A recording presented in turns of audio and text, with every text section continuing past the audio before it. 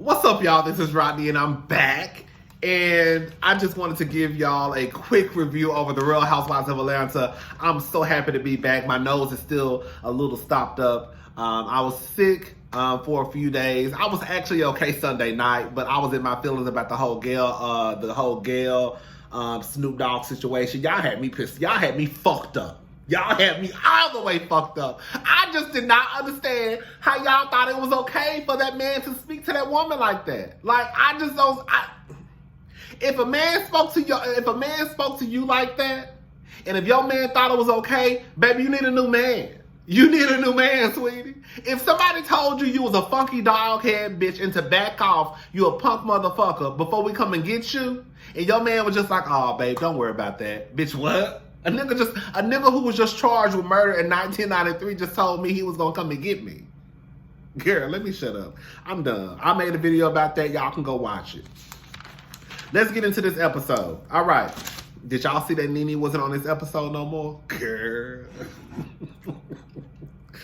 Girl, I hope them kimonos and them V-neck shirts that she be tying in a knot.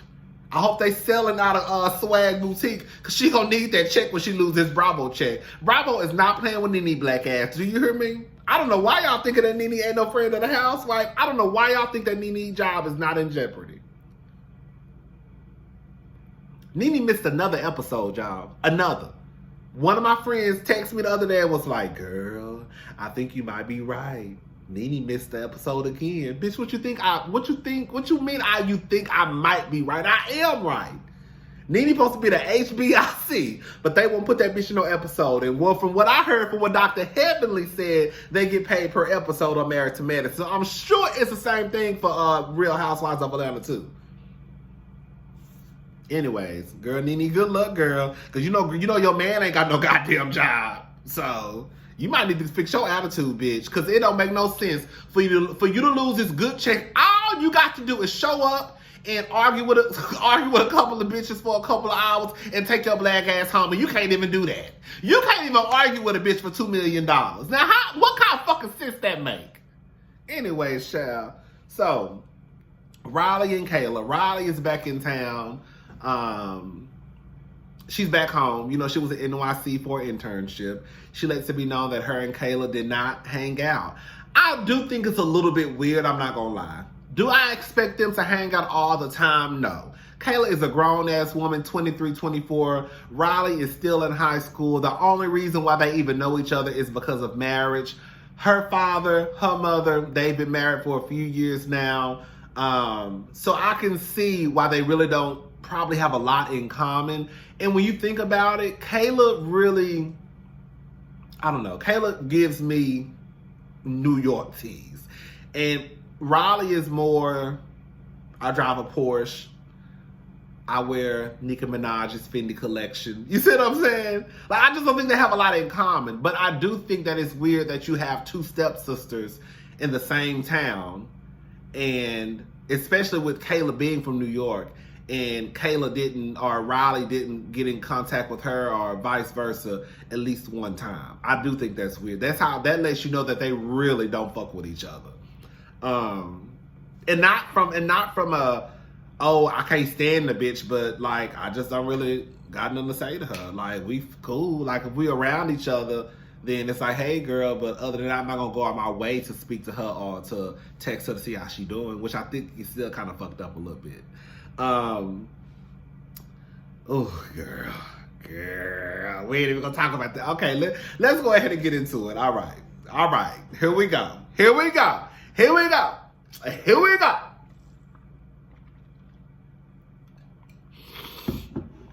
So, what time is it? Okay, I got about 20 minutes. So, Cynthia meets up with Eva for food and for water. Because from what I see, they ain't none one of the bitches drinking. Eva can't drink. Well, she could if she was a trifling ass mama, like some of y'all probably was. Let me shut up, I'm judging. Eva can't drink. Cynthia says she not drinking. She going to see her man in LA. Tanya comes. You know, I like Tanya. I follow Tanya on Instagram. Kenya shows up, and oh God, Y'all know Kenya is my girl. Y'all know I'm Team Twirl. But, all right, let's break this down.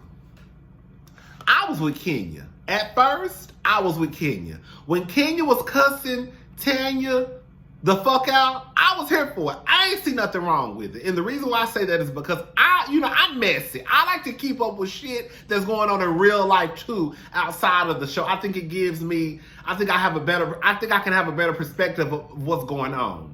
So Tanya and Kenya, prior to season 12, the shooting of season 12, they had already built a friendship. This is what I've been hearing on the after show. This is what Kenya has been saying, that they had already been conversing because, Kenya was pregnant and she had to go through IVF, I believe. Tanya has one egg, and so that's what they were building their friendship on. So it's not like they were not strangers. When season 12 started, they were not strangers. They had already started to build a relationship, talking on the phone. So I can definitely see where Kenya comes from with the whole, like, bitch, you tried to embarrass me. That could have affected my brand. And let's be honest, a lot of people, when she came out and said, Kenya wears a wig, a lot of people was like, oh, I knew that wasn't that bitch for her hair. She lying. She ain't got no hair. She bald headed. A lot. Now, Kenya, girl, you wear wigs in pieces sometimes. It is what it is. You had on a wig at that table, and that's just what it is. I think when you tried to pull that I don't wear wigs, she made a comment about her not wearing wigs. She reminded me of Mariah off Married to Medicine, when Mariah said, we were not talking about quad. And it's like, girl, yes y'all were. You, Pond, and Trap House Lucy, shout out to Erica, y'all was sitting at that table at whatever religious day that was. Y'all was sitting at that table talking about quad. Regardless if y'all sat there for 3 hours and y'all only talked about quad for 5 minutes, you still talked about her. We have it on camera. So that's who Kenya reminded me of when she tried to pull the I don't wear wigs. You do wear wigs. But you have long, healthy, a head full of hair at the same time. I think a lot of people give Tanya a pass because Tanya is this, nerdy, high energy type of girl. So it's like, oh, Tanya wouldn't hurt a soul. But Tanya is also a liar. And I'm going to tell you why I think Tanya is a liar. Tanya is a liar for the simple fact that she tried to say that Kenya attacked, or she tried to pull that, oh, Kenya, I feel attacked, or you attacked me. Tanya said in the after show that, I saw a clip from the after show, that Kenya had made a fucked up comment about her having one egg. Tanya, you're not gonna get me to believe that y'all have had this conversation in front of the cameras. She said that, I think she said that Kenya said that when they were in Toronto. You mean to tell me that you had a conversation with Kenya Moore, and she said something so disgusting and so vile about you having one egg, and Bravo did not catch it? Bitch, one thing I'm not gonna put past Bravo is when them motherfucking cameras are rolling, they catching everything. Do you hear me? They gonna catch everything. So Tanya, I think that you are a bold-faced lie when you say that Kenya attacked you or she tried to disrespect you about you having one egg. I don't believe it. She said something like that on the after show. However, with that being said, I think that when Kenya was cussing Tanya out, I was here for it. I ain't see nothing wrong with it. However, I think that she took it a little too far for me when she brought that cookie lady in. Girl. Bitch, when I saw that cookie lady walk in that door, I said, girl, no, this bitch did. Baby, Tanya is a better bitch than I could ever be. Because the way I would have flipped that table over. the way I would have tried to monkey stomp Kenya and the cookie lady and Cynthia, just because, bitch, I don't know if you got something to do with this, but I'm gonna say you got something to do with it. And if you don't, then girl, I'm sorry. But bitch, you getting a piece of this ass whooping too. Do you hear me? I thought that was just over the line. You know, y'all know I would defend Kenya in a heartbeat. I don't think that Kenya did anything wrong when it came to Cynthia and Mike's engagement. I don't think she was out of line. I don't think she was out of pocket. I don't think she was out of line nor out of pocket when she brought up that what if question at the table about what if your man was cheating. I do think she was out of pocket when she decided to go get the alleged side bitch to bring her to have a discussion with Tanya. Girl, that ain't got nothing to do with you, girl. Nothing. I think that Kenya was well within her rights to cuss Tanya the fuck out when she did. She had every right to. Because, girl, you supposed to be my home. Well, you supposed to be, we're building this friendship. And, girl, you trying to publicly embarrass me. I know a lot of people going to say, well, girl, she was at the table telling Tanya business. She ain't told Tanya business. Girl, Bravo told Tanya business when they showed that clip of that cookie lady walking up to them telling that Paul was a cheating ass nigga. I don't know if he is. We'll get into that in a little bit. But I think that Kenya was out of line, out of order when she did that. Baby, I said, baby, Tanya is the woman I need to be, because I don't know how I would have handled that situation. Yes, I do. Yes, I do. I probably wouldn't have fought. But I damn sure would have, baby, I would have reached so far deep down in my soul. And when I tell you, I would have been saying all types of cuss words. And then the thing that really bothered me the most about the cookie lady is when she tried to check Tanya. Bitch, have you lost your motherfucking mind? Let me just say something, because a lot of y'all are some liars. Also, a lot of y'all, she not even that cute. She not even cute. Girl, let me tell y'all something. That is a bold-faced lie. In my opinion, I think the girl is drop dead gorgeous. That girl walked right in there. Let me say something. I think that sometimes people, when you are comparing the Portias and, you know, even the Kenyas and the Tanyas and the Cynthias, they are not ugly women. They're very attractive. But I also know that that girl probably had on little to no makeup. All right? And the girl is gorgeous. So all I'm saying is if she go get her hair curled, if she go get one of the local punks out of ATL to double dutch on her face, I'm sure she will fit right in beside Portia, right beside Kenya. The girl is bad. I know y'all mad at her because y'all feel like she's a home-wrecking hoe. But that don't have nothing to do, you cannot take away from the fact that girl is drop-dead fucking gorgeous, okay? It ain't got nothing to do with her being light-skinned. And she's just a light-skinned bad bitch, period, okay? The girl is bad. Now, her attitude is fucked up. Now, that's what's fucked up. What time is it? Her attitude is fucked up. Okay, I don't understand what she thought. I just don't think it was a good look for her, period. Like, girl, you coming on here, like, girl, we don't even know your name, first of all, girl. We still calling you the cookie lady. You coming on here and, to do what? I don't know. I thought it was distasteful. I thought that an ass whooping should have happened. Tanya handled herself really well, because that couldn't have been me.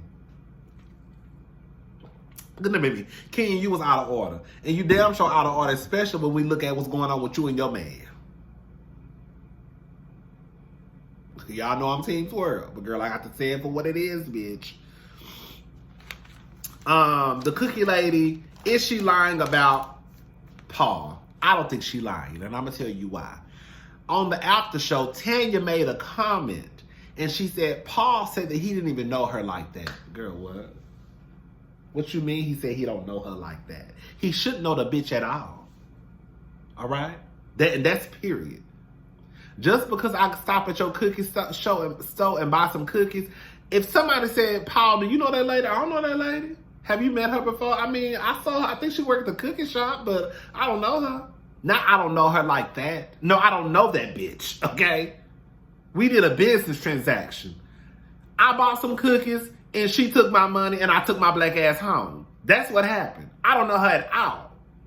So all I'm saying is, Tanya, it may be a little bit of truth. I don't think the girl is lying. I'm just gonna say I think she's telling the truth. I think Paul tried to get with her. I think that Paul told her he worked in real estate because he thought he was gonna be smart about it. Who the fuck gonna say I work in technology? No, I work in real estate. So now people are like, he don't even work. She said he worked in real estate because that's probably what he told her. That's probably what he told her. I don't think she lying. I think that she looks dumb though. I think it's like, girl, what are you gonna get out of this? Like, this is what people need to realize. Even if you are telling the truth, people are never gonna have sympathy for the girl who looks like the home wrecking hoe. You see what I'm saying? Even though you ain't wrecked shit, even though Paul was probably the one who walked up to you and tried to get your number and all that stuff, for some reason, people are never going to blame him. People going to say, why the fuck you coming on the show and trying to ruin his family? No, why is Paul taking other bitches' numbers? And that's cheating to me. You ain't got no business taking nobody's number. What the fuck you need her number for? Anyways, that's just me.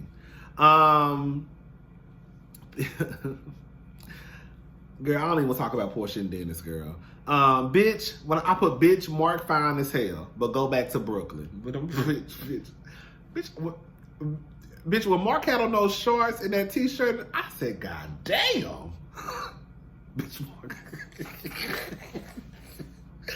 bitch, that Mark, bitch. Bitch, I gotta take it to...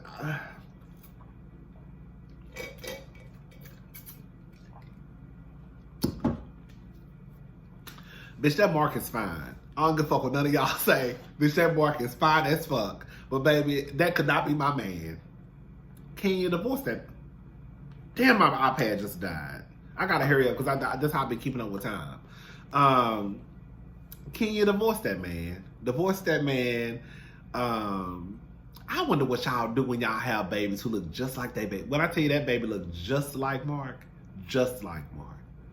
Damn. Anyways, Mark and Kenya, I thought it was cute when they were walking up to the building and he reached out and he grabbed her hand and they held hands. I thought it was cute when he tapped on her butt.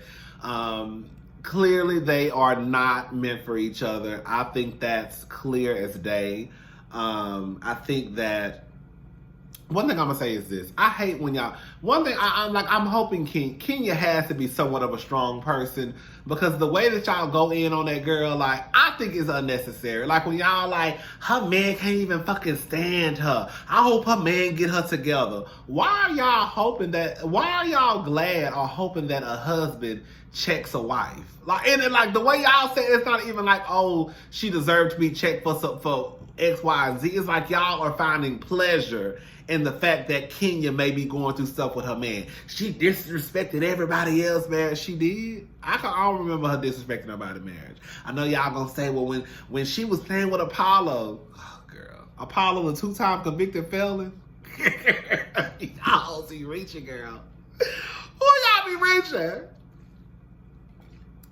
Apollo who was fucking Phaedra on an air mattress in a trap house with an ankle bracelet around his ankle. That Apollo? Apollo, the one who was stealing folks' money with his ex-wife. That Apollo?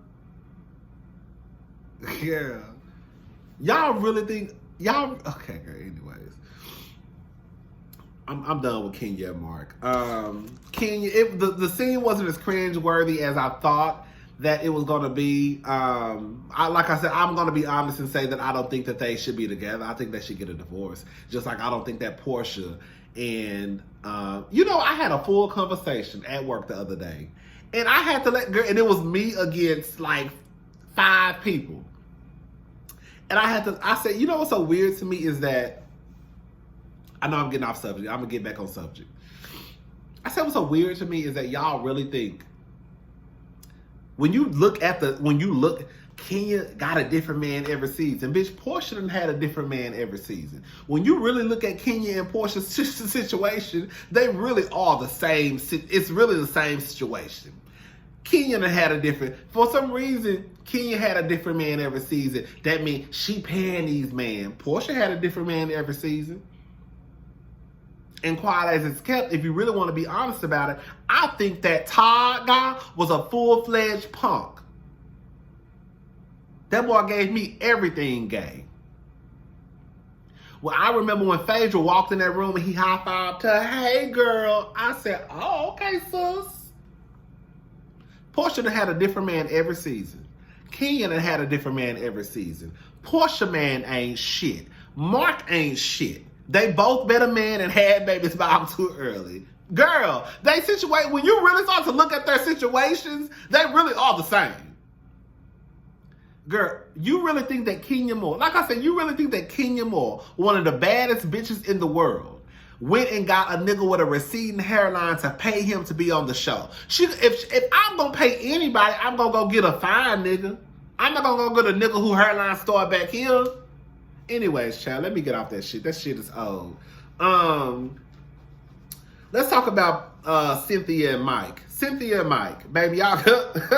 Cynthia and Mike. All right, listen.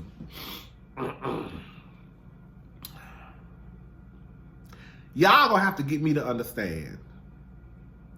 How is it that Mike works in a male-dominated field, and there's just no way that he can find men that he can be friends with?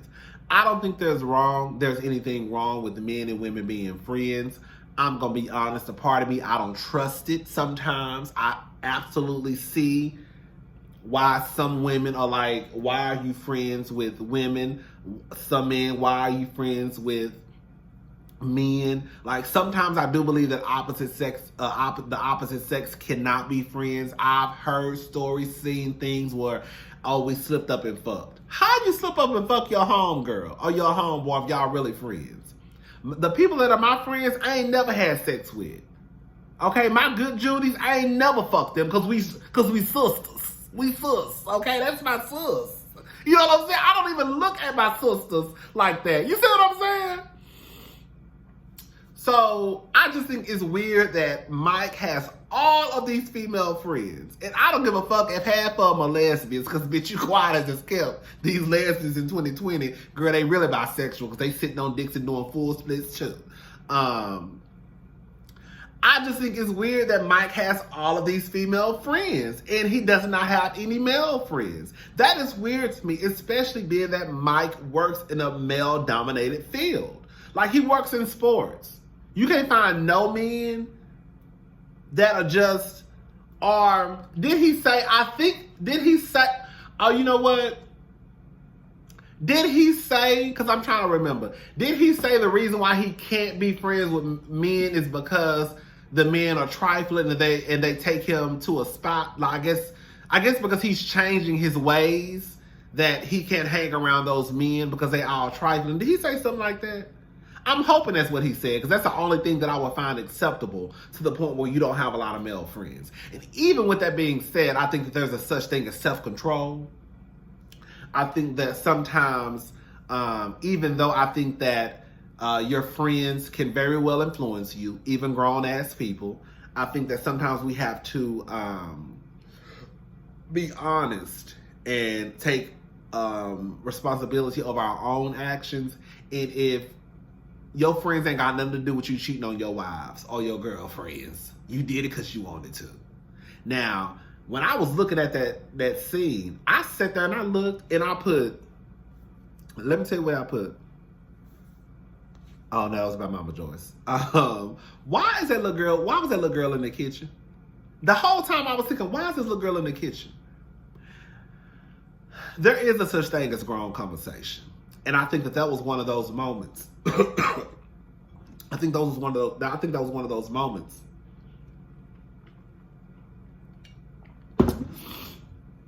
where Mike should have told his daughter, even if she is in college, hey baby, take your plate upstairs. I'll come up there and check on you in a little bit.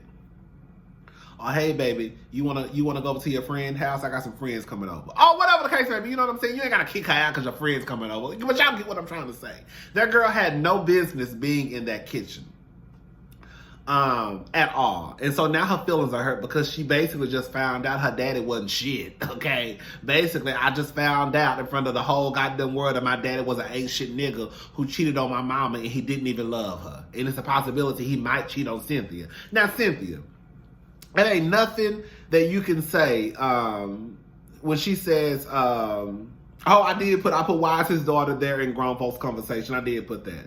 When Cynthia said, what makes me different? It ain't got nothing to do with you. What makes him different?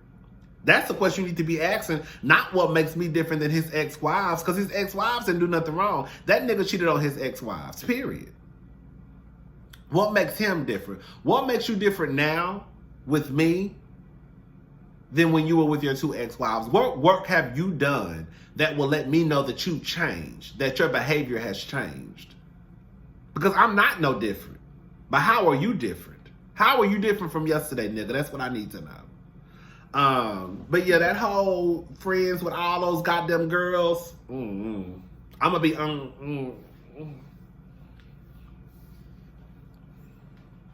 Now, one of them I thought was a lesbian, the one who was like, what a bad bitch is that or something like that. Even with her, I don't trust it, okay? I don't know, y'all. Y'all let me know how y'all feel about that. Is it okay for Mike to have all of those female friends and not any male friends? I mean, the truth of the matter is, this is how I do feel this way, too. I don't think that you can come into someone's life and start trying to dictate who they can and cannot be friends with. I think once you realize that this person is friends with this person, it's kind of up to you at that moment to say, you know what, girl, either I'm going to deal with it or I'm not. You can't come and tell somebody, because if I've been knowing these girls for 5 and 10 years, I'm not about to get rid of my friends because you feel as though some shit going on. If I tell you I ain't never fucked a bitch, I ain't never fucked a bitch. But it just looked weird to me. Kandi and Todd, I'm going to be honest, y'all. Kandi, she do too much talking. She ain't got to tell her husband everything. Truth be told, if you really want to be honest about it, the only reason why Mama Joyce even fooled with Todd is because she still feel bad for the way she acted when Miss Sharon was alive. If Miss Sharon was still alive, Mama Joyce would still be acting like an old bitch. And that's just what it comes down to. Mama Joyce don't like Todd. She put on a good face. She's trying to cover it up because she felt bad and she don't want no shit and she feel bad because that boy mama has passed away. With that being said, Kandi, you don't need to tell Todd everything. I'm sure it's known. It's not a secret that they don't like each other, right? It's not a secret. Now, with that being said, I wouldn't trust Todd either. I'm sure that Kandi has, whenever she did her will or prenup, that she had shit carved out for Riley, and now since she has a new baby, I'm sure she has all that stuff situated. Kandi ain't no goddamn fool in love. You see, before she even married Ty, she was like, nigga, if you don't sign this prenup, it ain't gonna be no marriage. So we know Kandi ain't that goddamn foolish, right? With that being said, I see how Todd treat his own goddamn daughter, okay? So I don't put nothing past Todd. Todd want to live off Kandi money, but he won't let Kayla live off Kandi money. Todd gives me stepmama tease. And what I mean by stepmama tease is, remember on Cinderella, when Cinderella daddy died, then all of a sudden, girl, now she in the house with these with her two stepsisters and her stepmama, and they pretty much made her the maid. That's what Todd give me. Todd give me, if Kandi pass away tomorrow, girl, Riley gonna be the maid. Riley gonna be the maid. Riley gonna be the maid, and Ace and Blaze gonna be all right, because those are the ones those are his real children, right? I'm just saying. Todd looks iffy to me. I don't blame Mama Joyce at all. I don't. Just look at how he treats Kayla. That man went a whole 30 days without talking to his daughter, and they were under the same roof. His biological daughter. What did she do that was that serious to the point where you would stop talking to your daughter for 30 days? I'm just saying. So, to a certain degree, I'm team Mama Joyce. I don't blame her. I would not trust Todd either. I think Todd is sneaky. I think it's wrong that Todd wants to live off of Kandi's dollar, but Kayla can't. All right, y'all, I gotta get ready for work. All right, I'll talk to y'all later. Bye.